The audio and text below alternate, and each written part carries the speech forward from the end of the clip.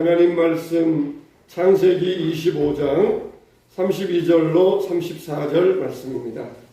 구약성경 35면입니다.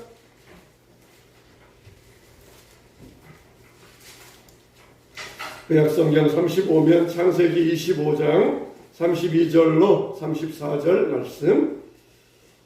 자, 우리 찾으신 줄 알고 자 다같이 시작. 에서가 이르되 내가 죽게 되었으니 이 장자의 명분이 내게 무엇이 유익하리요? 야곱이 이르되 오늘 내게 맹세하라. 에서가 맹세하고 장자의 명분을 야곱에게 판지라. 야곱이 떡과 팥죽을 에서에게 주매 에서가 먹으며 마시고 일어나 갔으니 에서가 장자의 명분을 가볍게 여김이었더라. 아멘. 야, 세상의 사람들은 좋은 것을 먹으려고 하고 좋은 것을 입으려고 하고 좋은 차를 타고 싶어하고 좋은 집에 살고 싶어하고 또 좋은 물건들을 사고 싶어합니다. 왜 그렇습니까? 그들에게는 세상이 전부이기 때문이에요. 세상이 모든 것이기 때문에 세상에서 모든 것을 다 누리고 갖고 싶어합니다. 그러나 우리에게는 부활이 있습니다. 할렐루야. 우리에게는 더 좋은 나라가 있고 더 좋은 소망이 있고 더 좋은 영광이 있어요. 이 땅 위에서 있는 것보다 더 좋은 것들로 하나님은 우리에게 채워주실 것이기 때문에 비록 우리가 적은 것을 가지고 산다 할지라도 항상 하나님 앞에 감사하면서 믿음의 소망을 가지고 살 수가 있는 것이에요. 참 2년 1개월 동안 우리가 코로나로 모든 것이 다 묶여 있었습니다. 그런데 이 풀려지게 된 것이 바로 이 부활절이에요. 이게 우연의 일이겠습니까? 사람들은 우연이라 말할 수 있지만은 우리는 거기에서 하나님의 섭리를 발견할 수가 있습니다. 결국 모든 것은 부활이에요. 하나님을 묶어둘 것은 아무것도 없습니다. 부활로 새 생명을 얻었고 새로운 생활을 우리가 얻게 되었습니다. 여러분의 생활이 이제 주님의 능력으로 새롭게 되시기를 주님의 이름으로 축원합니다. 우리가 야곱을 보면은 참 야곱은 고생을 많이 한 사람이에요. 근데 야곱도 역시 하늘의 영광을 바라보면서 믿음으로 산 사람입니다. 처음에는 이 땅의 것에 소망을 두면서 땅의 것을 얻으려고 했지만은 차츰차츰 그의 생활이 신앙이 변화가 되고 성숙이 되면서 하늘의 것으로 그의 믿음이 변화된 사람이에요. 첫째로 야곱의 인생의 특징을 보면은 야곱은 하늘의 축복을 사모한 사람이었습니다.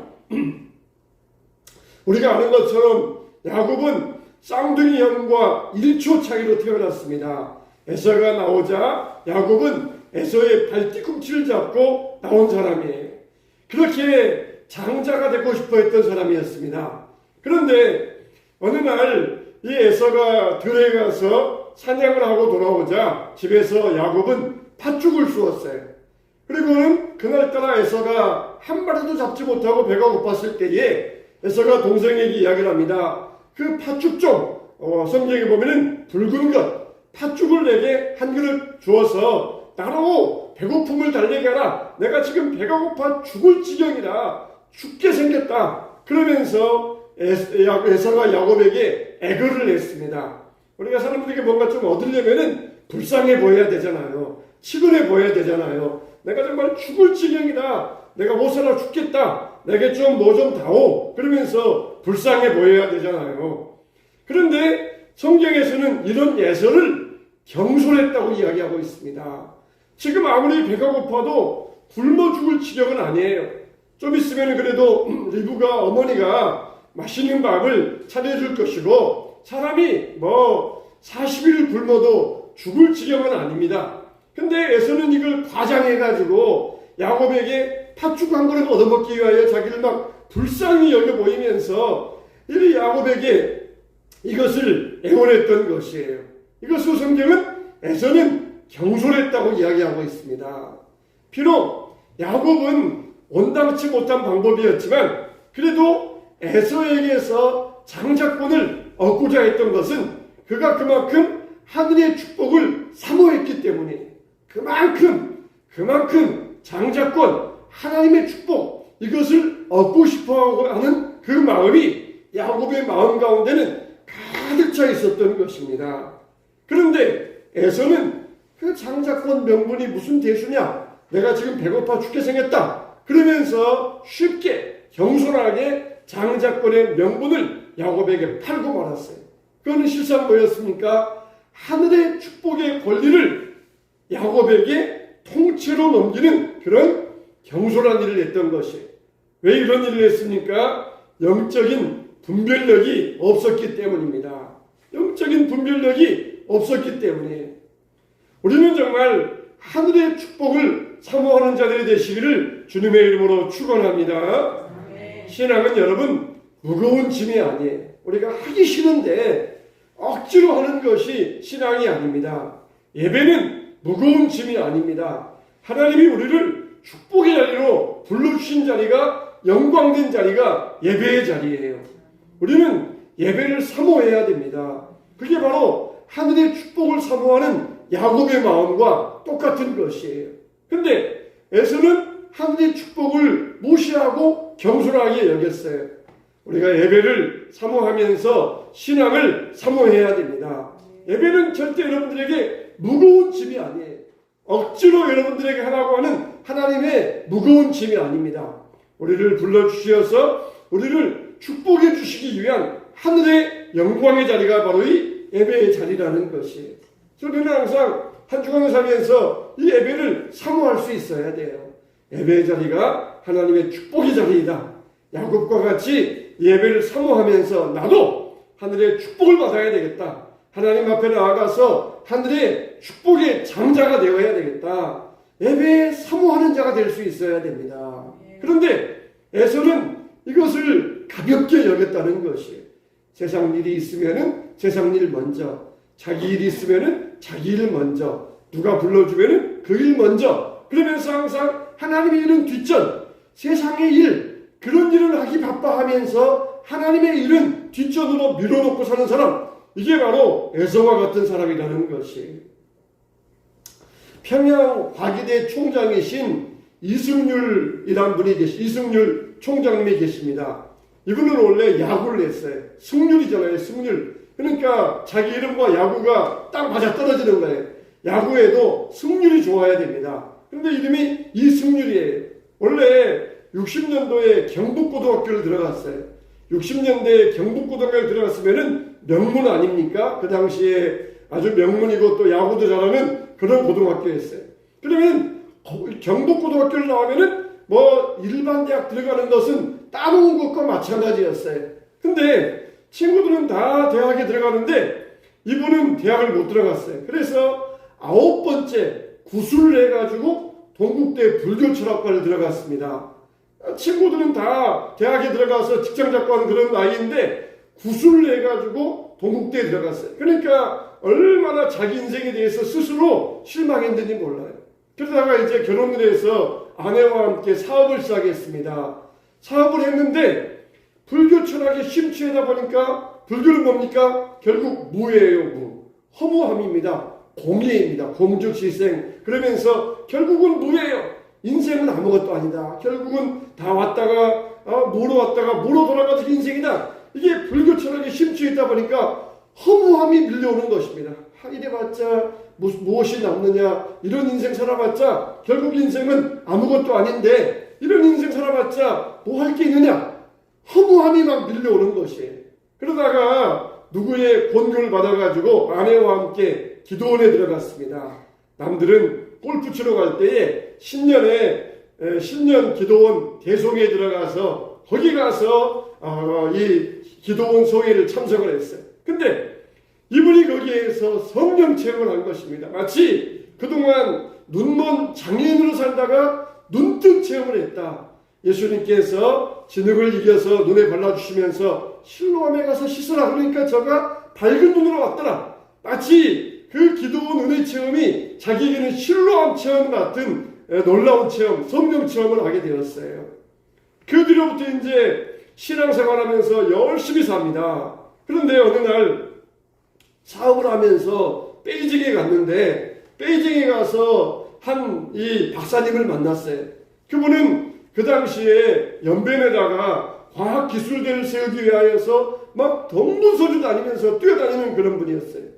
이분이 이승률 이분이 총장님이 이 박사님을 만나고는 충격을 받았습니다. 자기는 돈 벌기 위해서 베이징을 왔는데 이분은 정말 자기 돈을 써가면서 다른 영혼을 살리기 위하여서 여기에 왔구나. 자기와는 정말 인생의 차이가 클래스가 다르다는 것을 느끼고는 충격을 받았어요. 나도 이제부터는 남에게 베풀며 살아야 되겠다. 그러면서 인생의 목표가 바뀌어지기 시작했습니다. 정말 이 땅에서 사는 인생이 아니라 나도 남에게 베풀면서 영혼을 살리면서 그러면서 남에게 덕을 쌓는 인생을 살아야 되겠다. 인생의 목표를 가지고 살아가니까 하나님께서 사업도 잘 되게 하시는 것이에요. 그리고 사업을 기반으로 하여서 이 연변에 과학기술대 세우는 도와주고 그리고는 지금은 평양과기대 총장을 맡아가지고 거기에서 일을 하고 계신다는 것이에요. 전에는 인생의 목표가 땅에다 쌓는 것이었는데 이제는 하늘의 축복을 가지고 하늘의 축복을 사모하며 사니까 얼마나 즐거운지 몰라. 인생에 이제 나이가 많이 드셨지만은 그래도 인생의 목표가 있으니까 즐거움을 가지고 얼마나 인생을 행복하게 살아가는지 모릅니다. 이게 바로 하늘의 축복을 사모하는 자들의 모습인 것이에요. 자, 여러분들도 인생의 목표를 하늘의 축복으로 삼으시기를 바랍니다. 정말 지혜로운 사람은 이 땅 위에서만 삶을 계획하는 자가 아니에요. 이 땅 위에서 10년 내에 집 마련하고 20년 내에 뭐하고 그러면은 끝. 그게 인생의 계획이에요. 그러나 지혜로운 사람은 주님을 만나서 우리가 받을 상까지 바라보는 사람, 그게 바로 지혜로운 사람인 것이에요. 우리가 우리 맡은 직분을 잘 감당할 수 있어야 됩니다. 목사로서, 장로로서, 또 권사와 집사와 교사로서 이 직분을 소중히 여길 줄 알아야 됩니다. 혹시 정말 내가 에서와 같이 팥죽 한 그릇에 마음을 빼앗겨서 하나님이 명하신 귀중한 일을 놓치고 있지는 아니하는가? 그냥 세상이 좋다, 세상에 끌려가면서 주님의 일은 억지로 하고 있지는 않는가? 우리가 이것을 되돌아볼 수 있어야 돼요. 사모하는 마음으로, 예배는 우리에게 즐거운 마음으로 하나님이 우리에게 주시고자 하시는 하늘의 축복의 문을 여는 바로 손잡이가 바로 예배의 자리다. 그러면서 사모할 때 하나님께서는 우리에게 야곱과 같이 하늘의 축복을 더하여 주시고 하늘의 축복자로서 세워주실 줄로 믿습니다. 이와 같이 하늘의 축복을 사모하는 믿음의 사람들 되시기를 주님의 이름으로 축원합니다. 두 번째로 야곱의 특징을 보면은 고난을 통해서 성숙해진 사람이에요. 야곱은 정말 리브가의 큰 사랑을 받은 사람입니다. 그러다가 나이가 들어서 40이 되었다고 그랬잖아요. 먼 길을 떠났어요. 라반의 집에 가가지고 얼마나 많은 고생을 한지 모릅니다. 야곱은 어땠습니까? 형도 속이고 아버지도 속이고 축복의 장자권을 받은 사람이에요. 근데 라반에게 갔더니 라반은 자기보다 더 한 수 위인 것이에요. 자기보다 더 고단수로 얼마나 속이는데 능통한 사람인지 모릅니다. 자기도 속이는 사람인데 라반에게 얼마나 많이 속았는지 몰라요. 여러분, 우리가 인생을 정직하게 살아야 됩니다. 정직하게 살아야 돼요. 속이면서 얻는 것은 단기간에는 좋은 것 같아요. 거짓말해서 무언가를 성취하면은 금방은 우리에게 좋은 것 같습니다. 근데 사람들은 바보가 아닙니다. 사람들은 바보가 아니에요. 아무리 IQ가 높은 사람이 사람들을 속이려고 해도 한동안은 속일 수 있지만 사람들은 바보가 아니에요. 한동안은 독일 사람들이 히틀러에게 속았지만은 사람들은 바보가 아니에요. 좀 지나면은 그게 얼마나 자기들이 거기에 기만당했는가 그걸 다 알 수가 있어요. 아무리 내가 저 사람보다 2배가 더 IQ가 높아도 그 사람을 계속해서 속일 수는 없어요. 그래서 우리가 정직하게 살아야 됩니다. 정직하면 다 알아줘요. 한순간은 짧은 시간 동안에는 사람들이 몰라주지만 긴 세월을 두고 보면은 정직한 자를 사람들은 다 알아줍니다. 그래서 반드시 정직한 자의 후대가 이 땅에서 잘 된다고 성경은 말씀하고 있습니다. 우리는 믿음으로 정직을 심을 수 있어야 돼요. 야곱이 거짓을 심으면 어떻게 합니까? 결국 거짓의 열매를 거두어요. 그래서 라반을 통하여서 자기가 심은 대로 가품을 당합니다. 그런데 그렇게 야곱은 라반의 집에서 뜬 눈으로 양을 치면서 수많은 고생을 했어요. 왜 그렇습니까? 라헬을 사랑했기 때문입니다. 라헬을 바라보면서 라헬을 위하여서 7년을 수일처럼 여기면서 라헬을 사랑했기 때문에 7년 동안을 고생했어요. 근데 라반에게 속아가지고 7년을 더 봉사합니다. 도합 14년 동안을 아내를 얻기 위해서 봉사해요. 또 그 다음에도 6년 동안 더 봉사하면서 도합 20년 동안 라반을 위해서 봉사하다가 그렇게 인생을 살았어요. 근데 결혼한 다음에도 야곱의 집안이 편했습니까? 두 아내가 다투면서 얼마나 그 집안이 분란이 많았습니까? 여러분, 우리가 정말 야곱을 보면은 라헬과 결혼했을 때 아마 세상을 얻은 것처럼 기뻐했을 거예요. 자기가 무려 14년을 봉사하면서 사랑했던 그 여인과 결혼했을 때 모든 것을 얻은 것처럼 기뻐했을 것입니다. 그러나 여러분, 우리가 아무리 세상에서 모든 것을 다 얻는다 할지라도 하나님을 잃어버리면은 우리는 다 잃은 자가 되는 것입니다. 라헬과 결혼할 때 정말 야곱은 기뻐했지만, 그러나 우리에게 있어서 가장 귀한 분은 누구입니까? 바로 예수님이십니다. 주 예수보다 더 귀한 분은 없네. 세상 부귀 영광과 바꿀 수가 없네. 이게 우리의 신앙 고백이 되시길 바랍니다. 사도 바울은 자기를 가리켜서 나는 아무것도 없는 자 같으나 모든 것을 가진 자라 그랬어요. 정말 바울은 배도 고프고 헐겁고 굶주리고 매맞고 파선하는 배에서 위기를 당하고 강도 만나고 그런 수많은 어려움을 당했지만, 그러나 바울이 얻은 것은 바로 하나님이었어요. 하나님이 내 편이다. 하나님이 함께 하신다. 무슨 일이 있어도 하나님은 나와 나를 떠나지 아니하신다. 하나님을 얻었어요. 아무것도 없지만은 모든 것을 가진 자로다. 이게 바로 바울의 고백이 될 수 있었던 것입니다. 여러분들에게 있어서 모든 것 되시는 하나님께서 여러분 편에서 여러분의 도움 되시기를 축원합니다. 예수님을 제대로 만난 사람들은 그러니까 절대로 열등의식이 없어요. 남과 비교해서 열등의식이 없습니다. 외모 비교하지 아니하고 재산 비교하지 아니하고 나의 사회적인 신분 비교하지 아니하고 예수님 만난 사람들은 비교해서 열등의식이 없어요.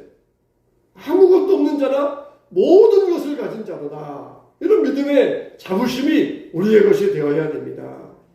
이렇게 야곱은 라반의 집에서 많은 고생을 했어요. 그렇지만은 야곱은 그 20년 동안에 그 신앙이 성숙해져 갔던 것입니다. 야곱에게 그런 고난을 허락하신 분도 바로 하나님이셔요.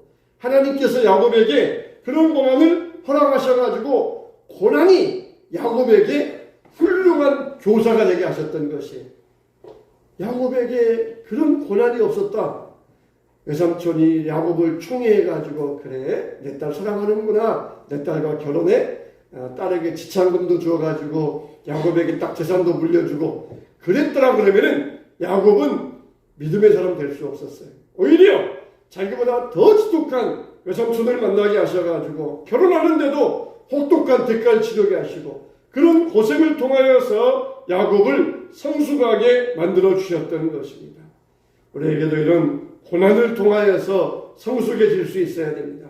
내가 앉은 자리, 편안한 자리, 여기에서 이 편안함을 계속 누리면서 가면은 참 좋겠다 싶지만은 하나님은 우리를 고난의 길로 인도하시. 그래서 우리를 성숙되게 만들어 주시는 것입니다. 야곱은 고난을 통하여서 그의 삶을 성장하고 변화시켜 주셨던 것입니다. 소나무야, 소나무야라고 하는 노래가 있어요. 이 소나무야, 소나무야. 그 노래는 소나무가 항상 청청하고 가을이 되고 겨울이 되어도 그 빛이 변하지 않는다. 그걸 노래한 시입니다. 그런데 이 원래 소나무야 그런 노래는 남녀의 사랑을 노래한 시예요. 그래서 남녀가 소나무 앞에서 손을 잡고 맹세하면서 우리도 저 소나무같이 우리의 사랑도 변치 말자. 소나무가 사시사철 청청한 것처럼 우리의 사랑도 변치 말자. 그러면서 소나무를 그렇게 노래한 시가 소나무야 소나무야 라는 시. 근데 이 소나무에게도 치명적인 약점이 있어요. 그게 뭡니까? 산불이에요, 산불. 이번에 동해안에 산불 났을 때 왜 그렇게 번져가느냐? 소나무 때문이에요, 소나무. 이 활엽수들은 그게 불이 나도 잘 불이 붙지 않아요. 근데 소나무는 불이 나면은 불이 붙어가지고 그냥 온 산을 태워버리는 게 이 소나무의 특징이에요. 특히 송진 같은 게 나와가지고 이 불쏘시개가 얼마나 좋은지 모르고 우리 어릴 때에도 주로 땔감들이 뭐였습니까? 소나무였잖아요. 소나무 가져다가 솔잎 태우고 솔까지 태우고 그러면서 땔감 썼잖아요. 이게 약점입니다. 참 그거 보면은 우리 인생도 변화가 있어야 돼요. 푸르기도 했다가 또 이게 없으면은 또 나무 낙엽을 떨어뜨리기도 했다가 그런 게 있어야 됩니다. 이게 변화가 있어야 돼요. 물론 변질되면 안 돼요. 좋은 쪽으로 변화가 되어야 됩니다. 정말 혹독하고 시려울 때는 일단은 다 버려야 돼요. 내려놓아야 돼요.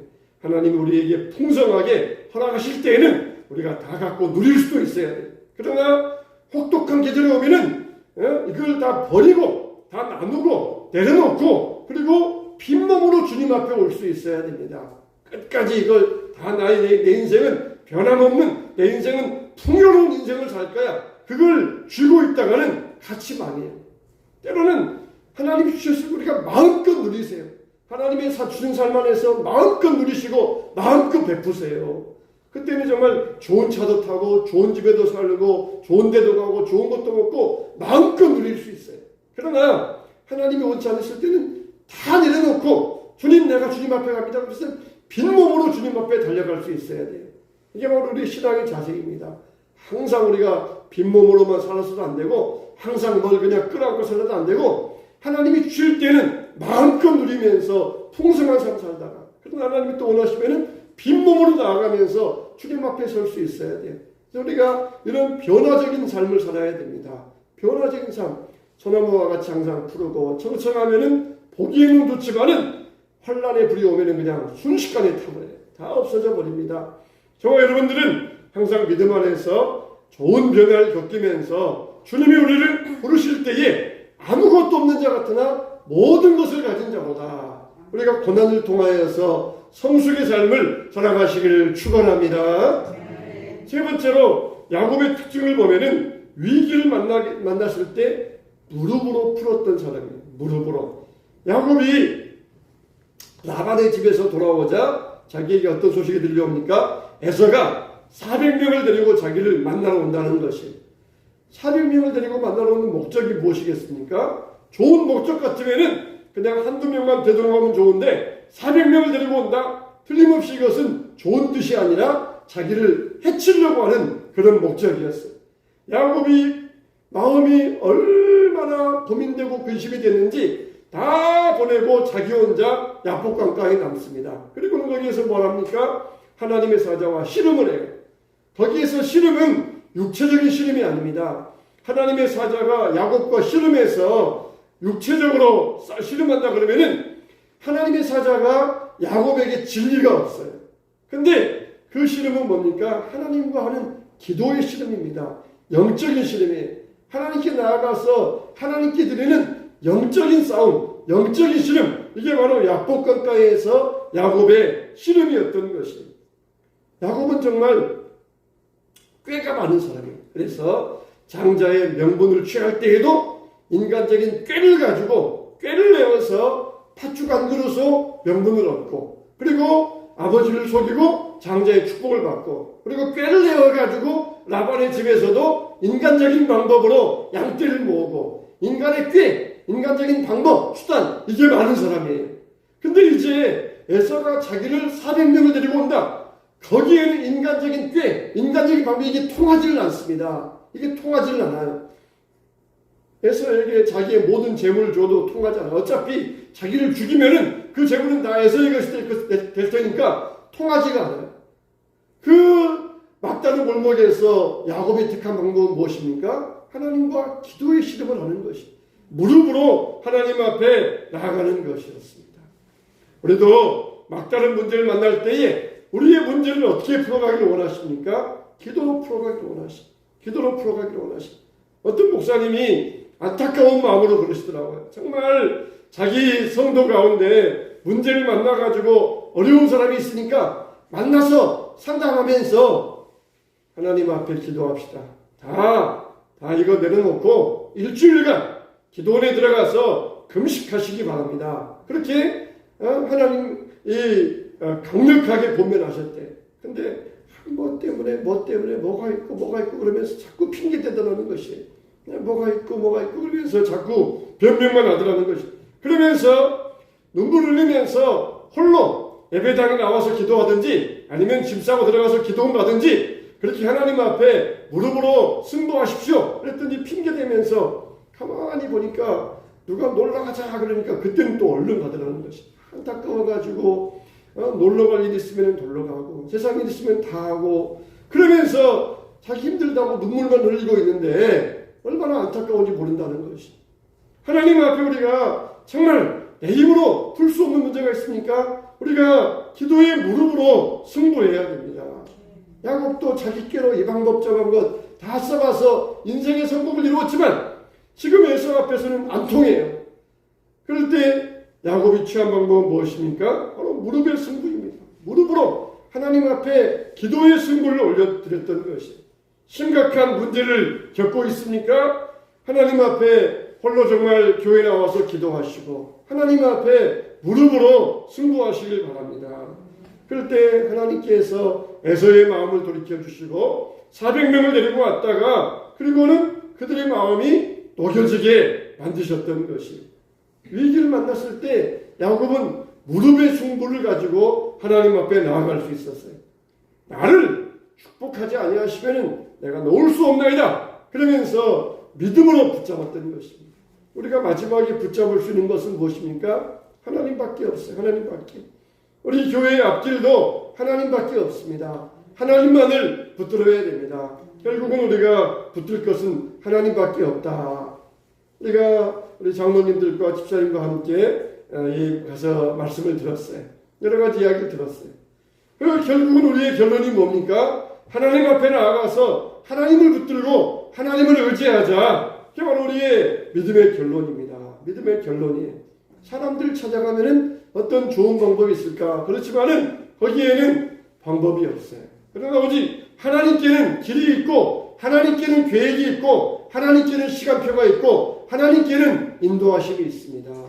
우리가 오직 기도로서 믿음으로 승부할 때에 우리를 인도하여 주시고 여러분 앞길을 열어주실 줄로 믿습니다. 심각한 문제, 눈물로 헤쳐나갈 일 문제가 있습니까? 세상의 일들 바라보면서 세상 일 먼저 하지 마시고 하나님 앞에 나오시기 바랍니다. 하나님을 붙들고 믿음으로 기도할 때 하나님은 생각지도 못한 방법으로 홍해의 길을 열어주시고 광야의 길을 열어주시고 여리고성을 무너뜨리게 하여 주시고 불기둥과 구름기둥으로 우리의 앞길을 인도하여 주실 것입니다. 여러분 믿음 앞에서 우리가 하나님 우리를 축복해 주시옵소서. 믿음으로 주님을 의지하며 붙들며 나아가시길 바랍니다. 말씀의 결론을 맺겠습니다. 정말 야곱은 많은 고생과 역경의 삶을 살았어요. 그렇지만 점점 땅에 두었던 소망을 하나님께로 두면서 하늘의 소망의 사람으로 변화되어 갔던 것입니다. 저와 여러분도 하늘의 소망 사람들 되시길 바랍니다. 우리는 부활의 영광을 바라보면서 살아가는 사람들이에요. 그래서 지금보다 나중이 더 좋아진다. 처음은 미약하지만 나중은 창대하리라. 이런 믿음을 가지고 부활의 영광 가운데 살아갈 때 하나님께서 우리를 믿음 안에서 부유자로서 아무것도 없지만은 모든 것을 가진 자로서 우리에게 더하여 주실 줄로 믿습니다. 이런 믿음을 가지고 오직 믿음으로 믿음의 승부를 얻게 되시기를 주님의 이름으로 축원합니다.